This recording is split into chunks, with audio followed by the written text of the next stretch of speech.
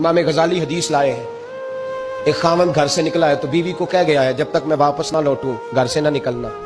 2 گلیاں چھوڑ کے والد رہتے ہیں، 2 گلیاں چھوڑ کے خاوند جہاد پہ چلا گیا، کسی سفر پہ چلے گئے، کہہ گئے میری اجازت کے بغیر گھر سے نہ نکلنا۔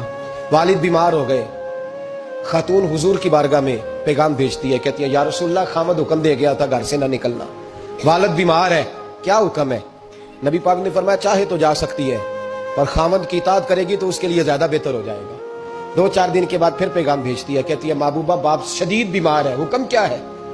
نبی پاک علیہ الصلوۃ والسلام نے فرمایا چاہے تو جا سکتی ہے، کیونکہ حضور شارع ہے نا، مختار ہے شرعی معاملات میں، کسی کو چاہے تو کسی چیز کی بھی اجازت عطا فرما سکتے ہیں۔ فرمایا میں اجازت دیتا ہوں جا سکتی ہے پر خاوند کی اطاعت میں رہے گی تو اس کے لیے بہتر۔ حد ہو گئی بھائیو، حد ہو گئی۔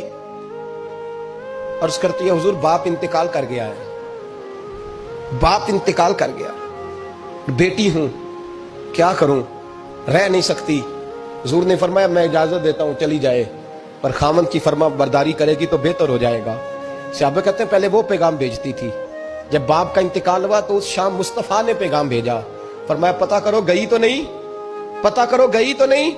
صحابی نے واپس آ کے عرض کی حضور کوئی نہیں گئی۔